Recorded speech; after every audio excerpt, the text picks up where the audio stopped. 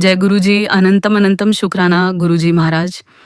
गुरु जी के पावन और दिव्य चरण कमलों में मेरा कोटि कोटि प्रणाम। संगत जी, क्या आपने भी अपने जीवन में कभी यह अनुभव किया है कि आपके घर की सुख शांति अचानक बिना किसी स्पष्ट कारण के भंग होने लगती है? क्या ऐसा लगता है कि किसी की बुरी नजर या नकारात्मक ऊर्जा आपके परिवार, आपके कार्यों और आपके जीवन पर प्रभाव डाल रही है? क्या आपके बनते हुए काम एन वक्त पर बिगड़ जाते हैं, जबकि आपने पूरी ईमानदारी, मेहनत और श्रद्धा के साथ प्रयास किया होता है? कई बार हम अपनी मंजिल के बहुत करीब पहुंच जाते हैं, सफलता हमारी आंखों के सामने होती है, लेकिन उसी समय परिस्थितियां अचानक विपरीत हो जाती हैं और हम ऊपर उठने की बजाय नीचे गिर जाते हैं। बिना वजह घर में तनाव बढ़ने लगता है, छोटी छोटी बातों पर मन अशांत हो जाता है, आपसी प्रेम, समझ और सामंजस्य में कमी आने लगती है और मन बार बार यही सोचता है कि आखिर ऐसा क्यों हो रहा है।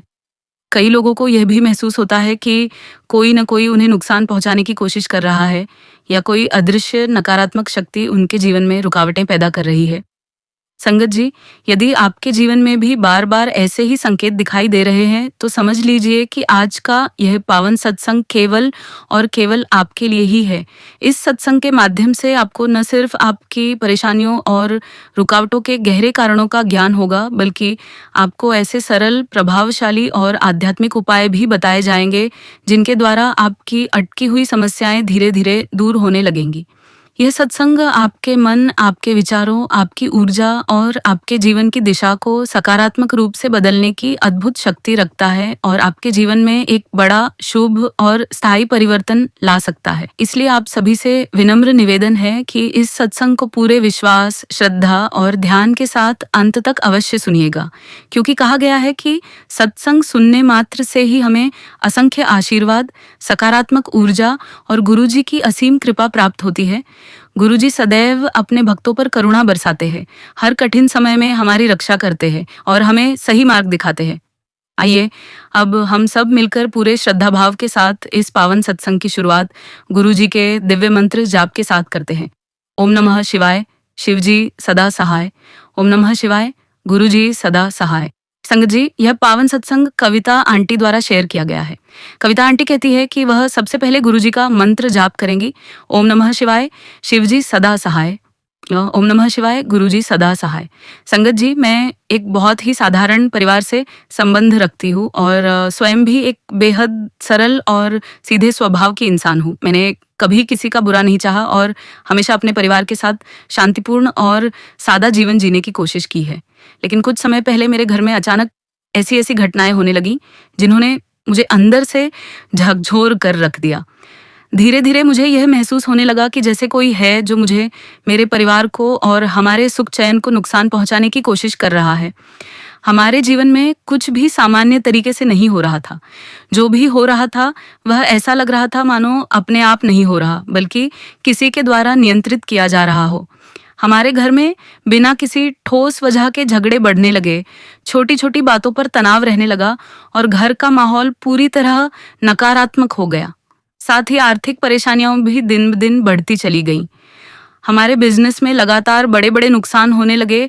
मेहनत के बावजूद कोई काम सफल नहीं हो रहा था और समझ में ही नहीं आ रहा था कि अचानक सब कुछ इतना गलत क्यों होने लगा है। इसके बाद मेरी परेशानियां और बढ़ गईं जब मुझे रात में डरावने और बुरे सपने आने लगे। नींद में भी मन घबराया रहता था और ऐसा महसूस होने लगा कि जैसे कोई हमारे ऊपर कुछ कर रहा है, जैसे किसी ने काला जादू कर दिया हो या किसी की बहुत बुरी नजर हम पर पड़ गई हो।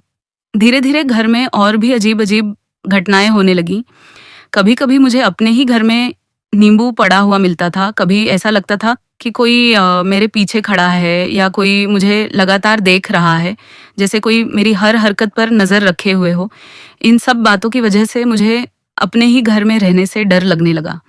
मैं अपने पति से बार बार कहती थी कि हमें यह घर छोड़ देना चाहिए और कहीं और चले जाना चाहिए, लेकिन हमारी आर्थिक स्थिति इतनी ज्यादा खराब हो चुकी थी कि हम इस घर से निकलने की स्थिति में ही नहीं थे। ऐसा लगने लगा मानो हर परेशानी, हर दुख और हर नकारात्मकता सिर्फ हमारे जीवन में ही आ गई हो।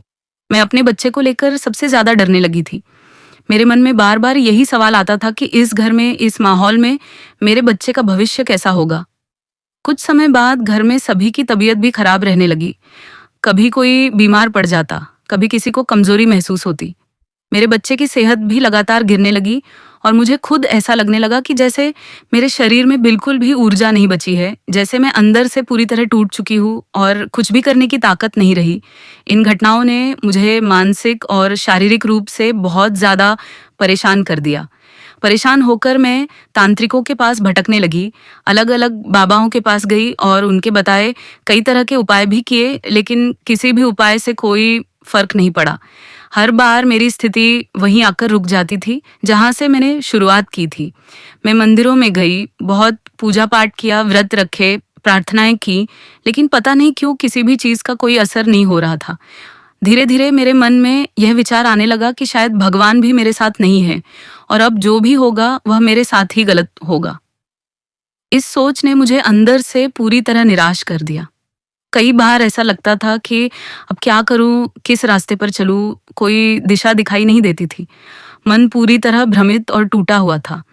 लेकिन एक बात को लेकर मैं पूरी तरह से निश्चित हो चुकी थी कि जो कुछ भी मेरे साथ हो रहा है वह बिल्कुल भी सामान्य नहीं है और ये मेरी किस्मत नहीं है।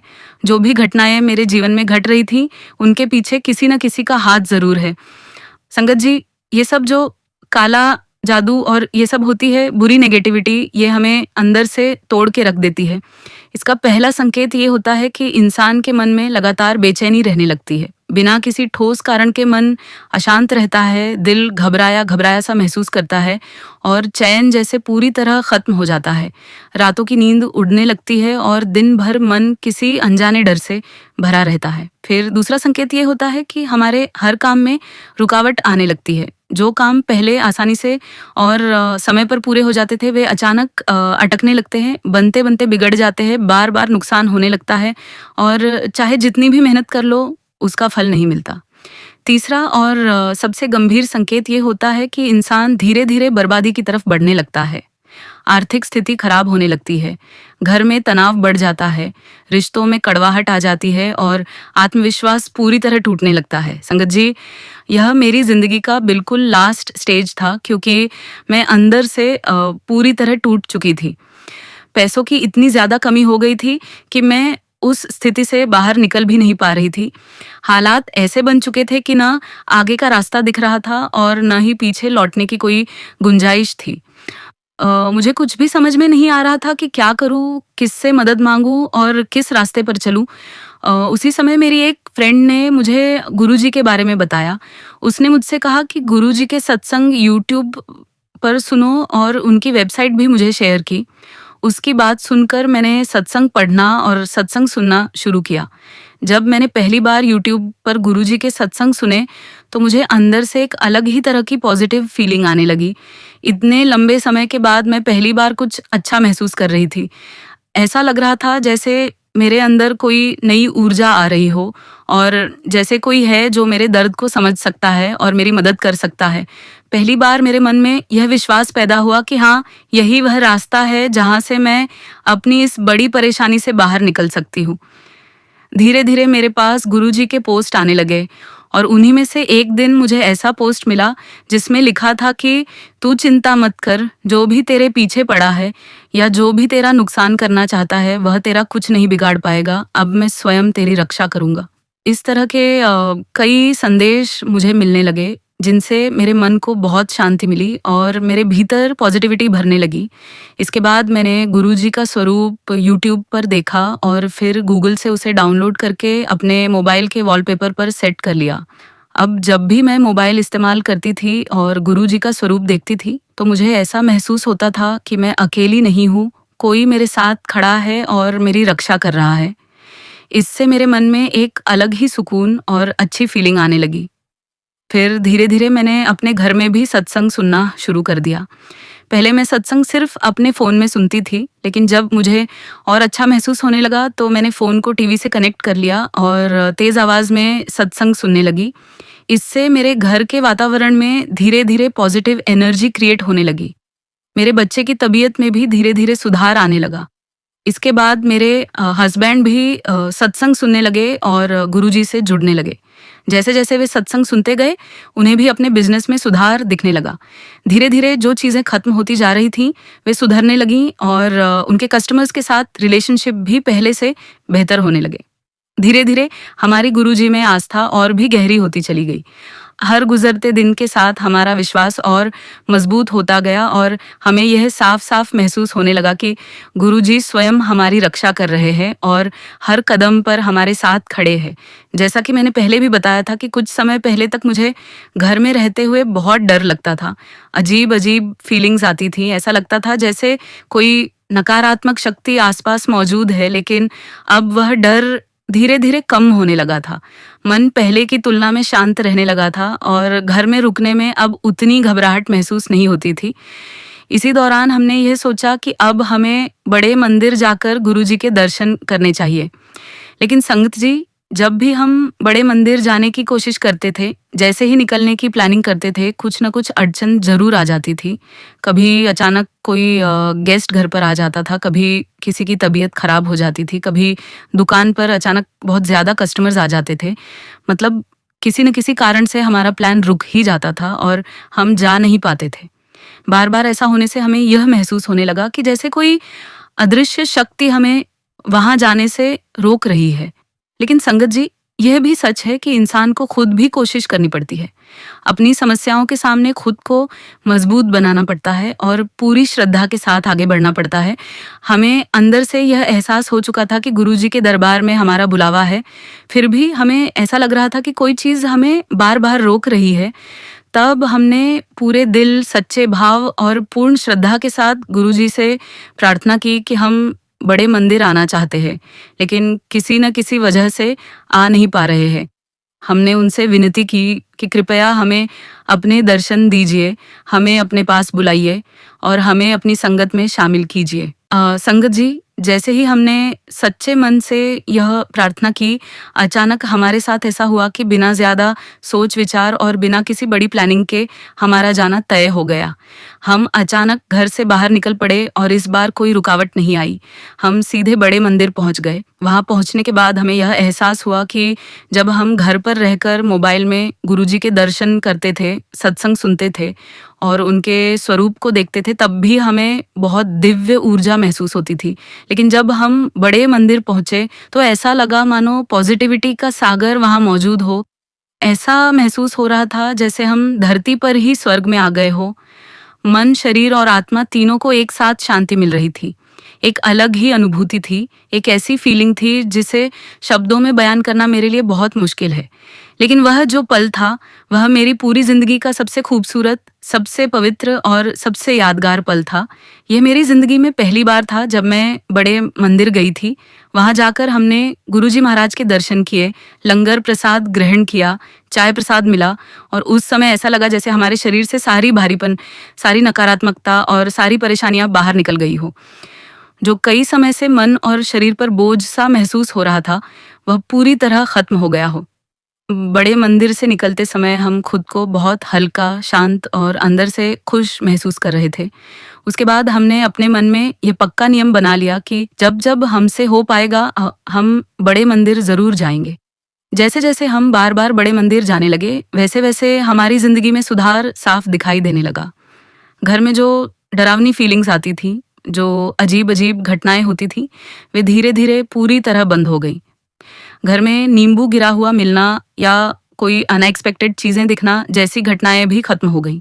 हमें साफ महसूस होने लगा कि गुरुजी ने हमें अपने आशीर्वाद की छाया में ले लिया है और हमें आशीर्वाद दिया है कि हम अपने जीवन में अच्छे से रहे। हमें फीलिंग होती थी कि वे हमारी स्वयं अपने हाथों से हमारी मदद कर रहे हैं।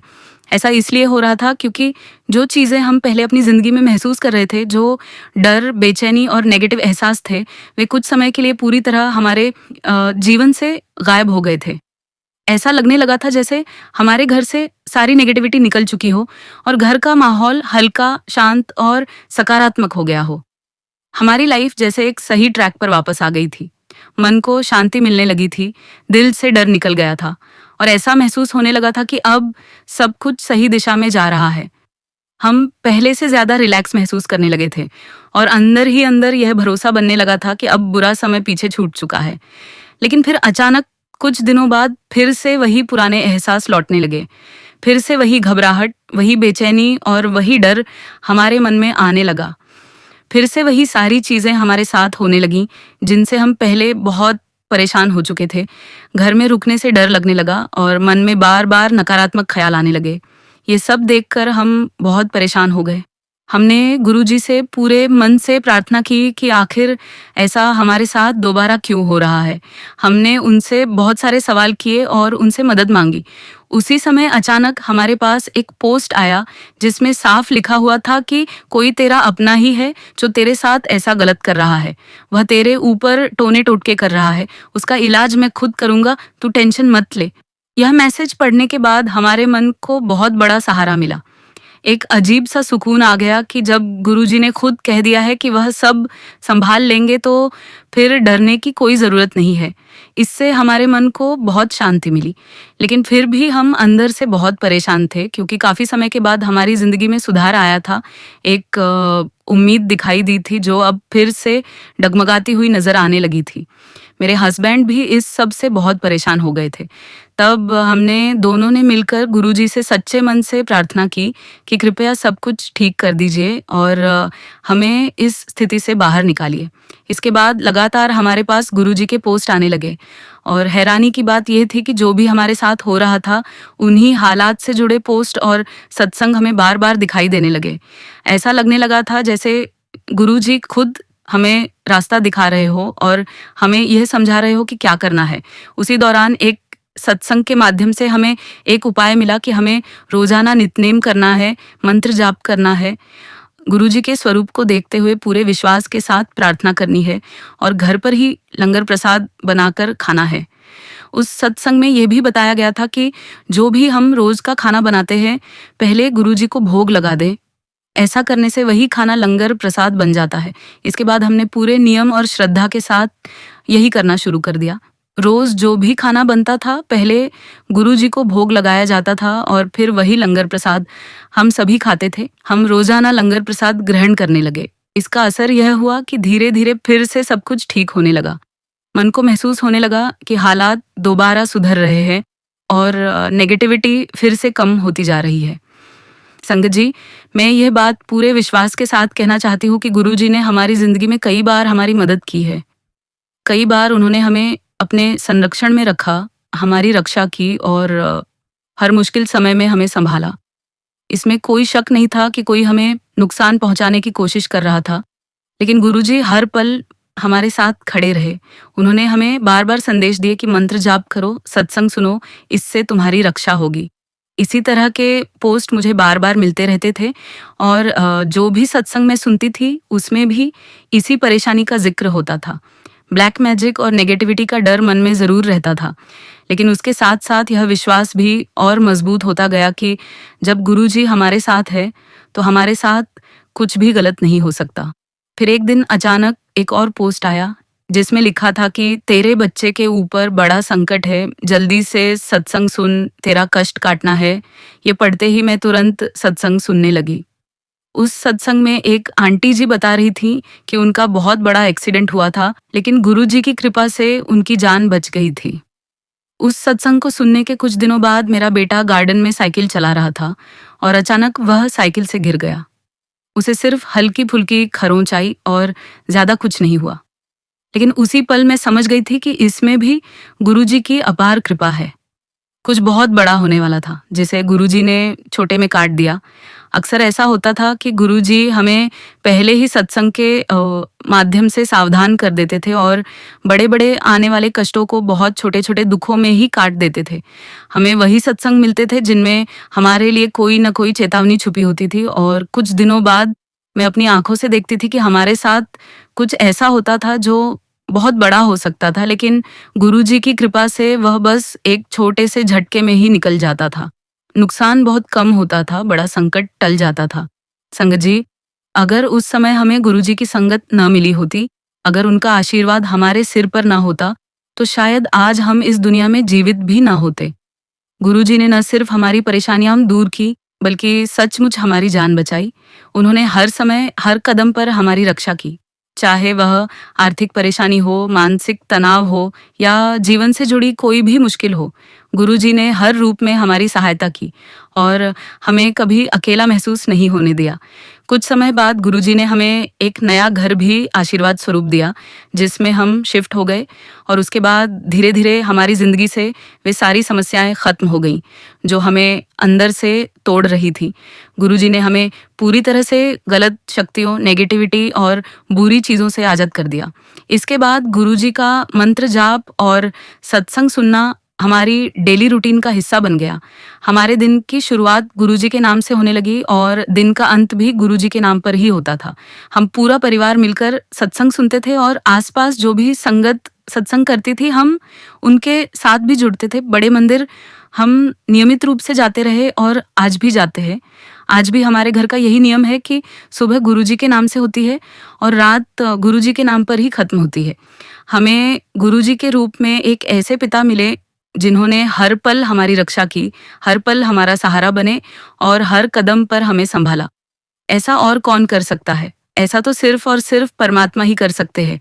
हम बहुत भाग्यशाली हैं कि इस कलयुग में भगवान ने हमें स्वयं दर्शन दिए हैं, स्वयं हमें संभाला है। भले ही गुरुजी भौतिक रूप में आज हमारे साथ नहीं है, लेकिन वह हर जगह मौजूद है। वह हवाओं में है, वह आसमान में है, वह धरती पर है। आप जहाँ भी उन्हें सच्चे मन से ढूंढेंगे, गुरुजी वहीं आपको मिल जाएंगे।